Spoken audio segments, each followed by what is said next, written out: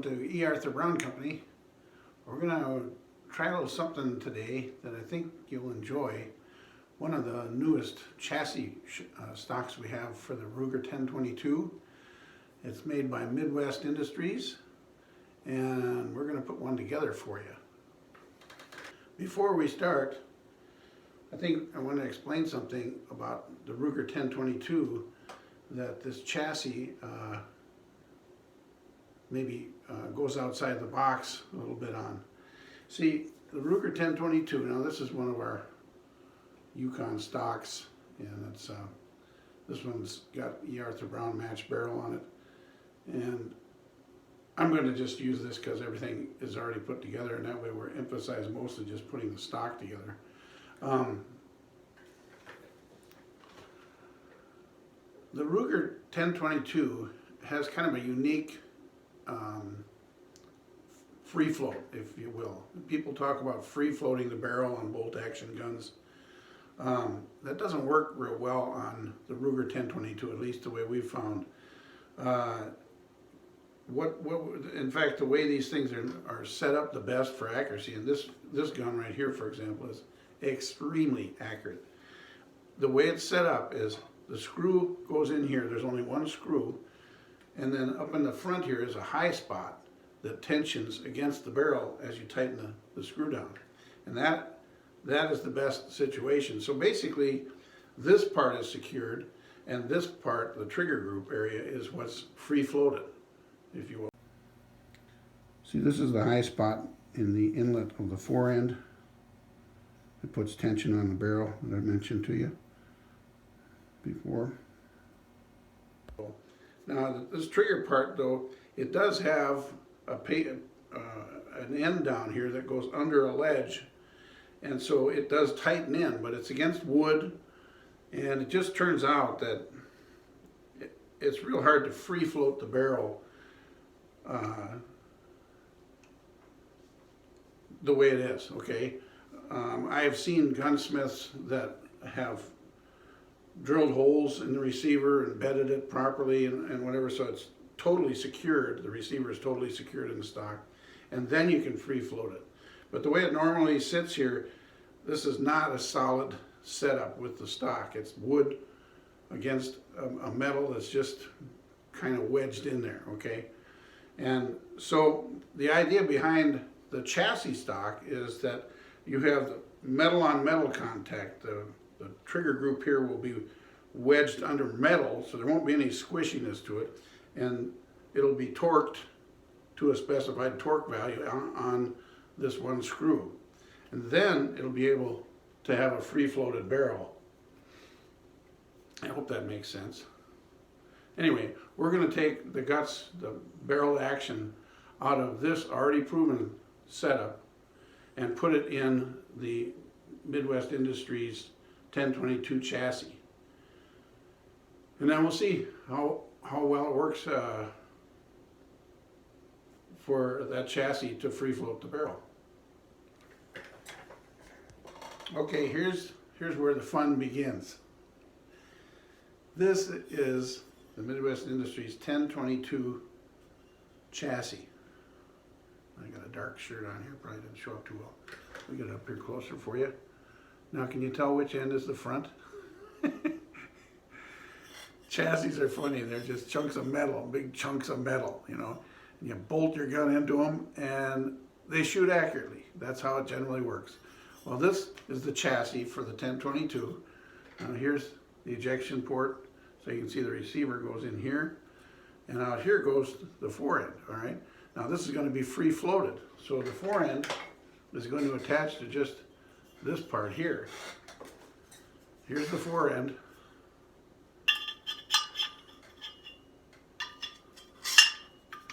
Now is it starting to look like a gun? Maybe a little bit. Now there's another piece that goes down under here that the grip goes on. It's a standard AR-15 type of grip. And then on the back end here, that's an AR-15 buffer tube, but you're only going to use the tube, see? And then we're going to put a stock on there, and it'll be one of those cool Magpul stocks. So that's what we're going to build out of this thing. I'm going to come back this way so you can see it better. Now, the Ruger receiver will go right in here. The back side will go right under there, and then you'll tighten the screw down to tighten the rest of the receiver in here. I gotta remember I'm showing you this. So here we are in the shop. I've taken a couple of shortcuts here, holding on to this gun with a pair of soft jaws in the vise. This is the Ruger 1022 we were looking at in the other scene. Of course, make sure it's not loaded. Got the magazine out, got the bolt back. Now we're just going to take the barrel action out of the stock.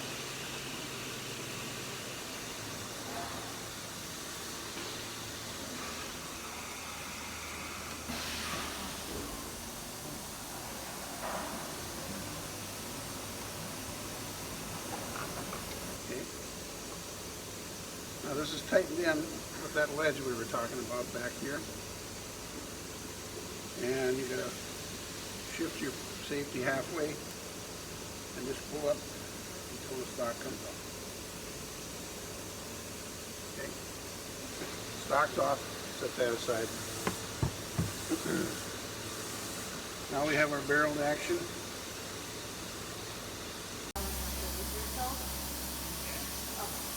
Okay. Now this is the receiver we're going to put into the Midwest Industries chassis. Remember I was talking about this ledge it's going to get torqued. It's going to go metal on metal in the chassis, and this screw up here is what's going to torque it into place at 55 foot-pounds. So here we go. Okay, I already put on the grip, the AR-15 type grip that's on here. Secured with this screw back here, 35 inch-pounds of torque. It's not very much. Anyway, so here's where the trigger guard, or this overhang right here is supposed to wedge into, all right? So here we're going to put her on there.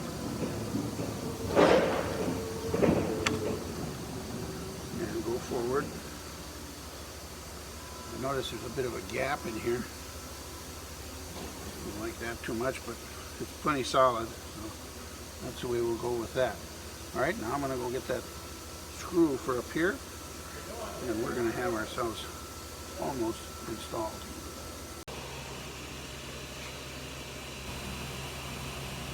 Okay, there's your torque wrench.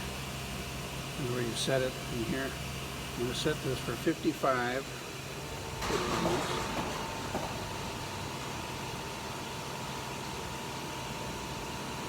And 5 more. Lock her in. Okay, so we're going to put this front screw in. This is a different screw than the factory screw.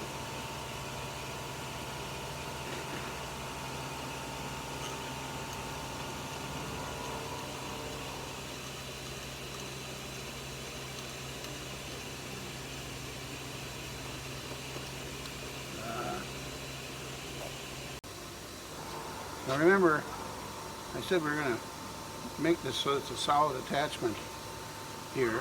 When you get it on here, it's got it pushed down pretty good, and you can feel it might hang up a little bit. So squeeze it down good. Put your screw in there. This is different from the factory screw. This is a shorter one.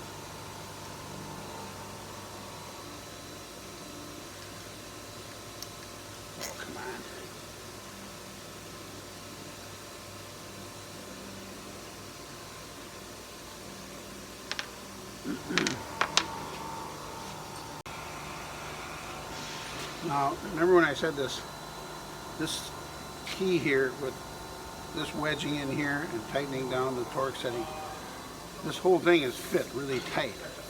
When you get the screw aligned right, I had to do a little urging with a soft and push down.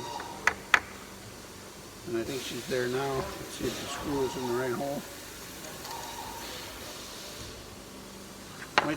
Might take a little urging to get it in there.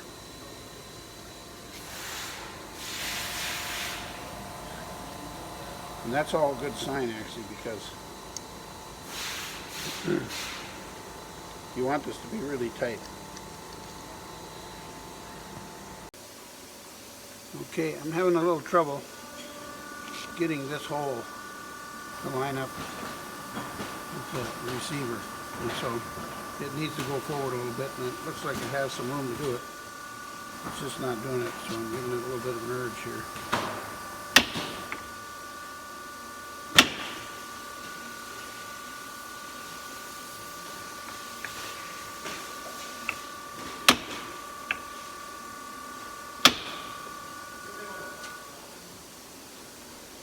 Getting there.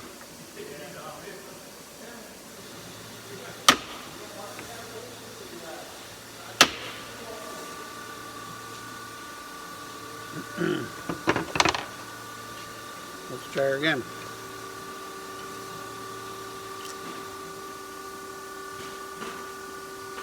There we go. She's going in now.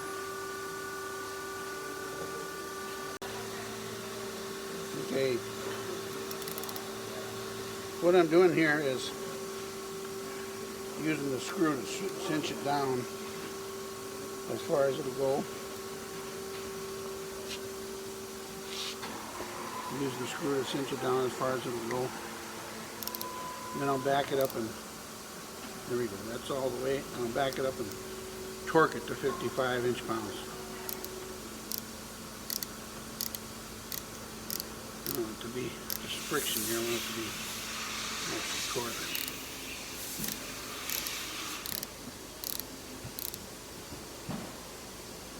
Okay. We're out. And let's put the torque wrench on there.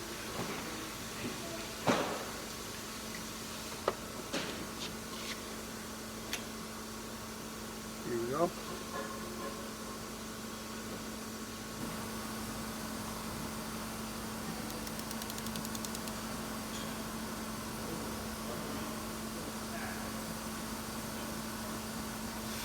There it is, right there.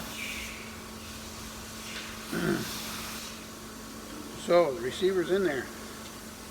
Now we have a real strong wedging of the back of this trigger guard into the solid metal of the receiver, and real tight fit up here and torque down to 55 inch-pounds here. Okay, next step is put the handguard on. Got a couple of nice screws for that on the sides. Here goes the handguard.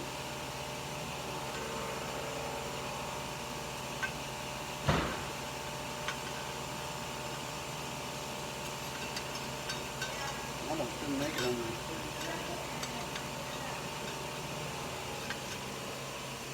Oops, upside down.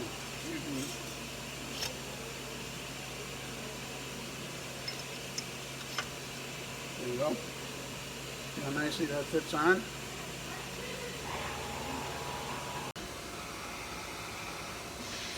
Okay, the handguard screws screw on the bottom. I said they were on the side before, but they actually go on the bottom into that extension of the chassis.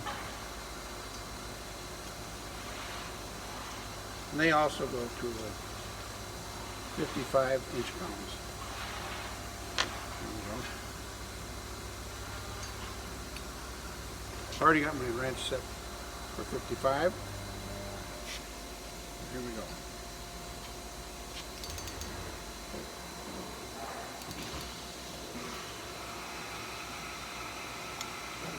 See a click there? That's a hit the 55. We'll do the next one.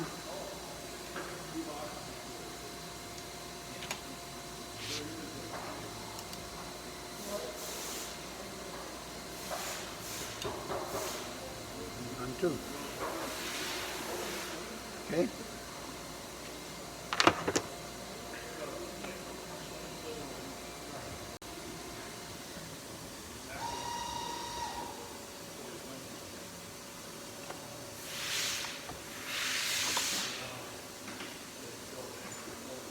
Now it's starting to look like something.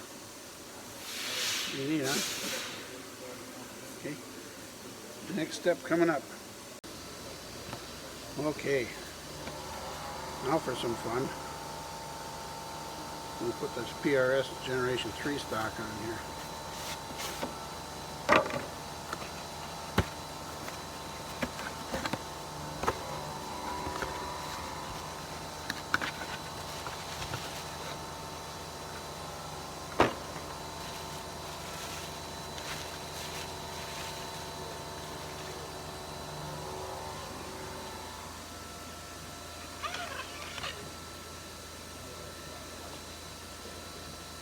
Okay. It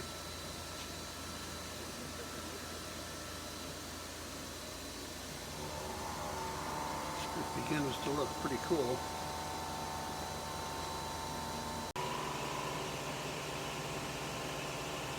Okay, now we got our buttstock extension here, and we got to put on the PRS buttstock. Put it on here, check for fit. Okay. And we have a screw that goes in the back.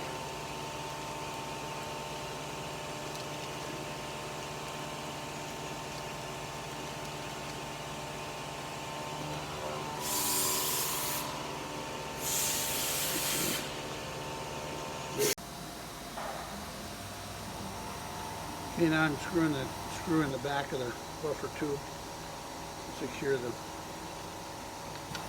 buttstock.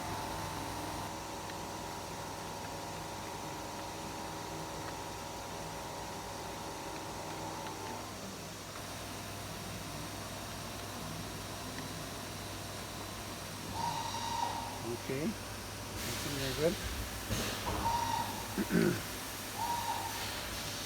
You want to adjust your angle on these side screws here. The big screws.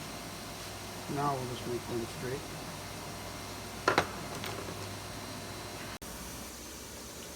Okay, now last but not least, we put the grip on there. I chose a Hogue grip. The specification said do not choose a beaver tail grip. I'm going to put this Hogue grip installed in there.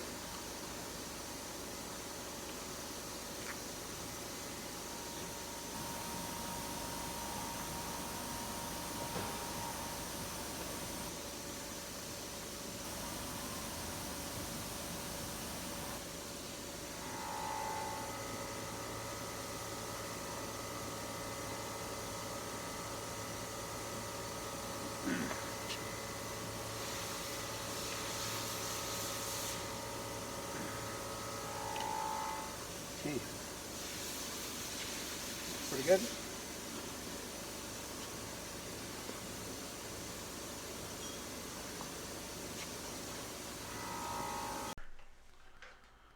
Okay, we're back in the office, and I have to apologize. I cut out a good bit of this because the stock I was putting on there was not working out. The type of a buffer tube that the PRS stock goes on cannot be secured. It'll spin. So I had to put on a carbine type buffer tube and a nice Hogue buttstock. So it's adjustable for length and pull, and that's always nice. And it's a good solid fit too. But anyway, it's all done. Oops, put her back so you can see. And that's a chassis from Midwest Industries, assembled with the 1022 rifle. Thanks for watching.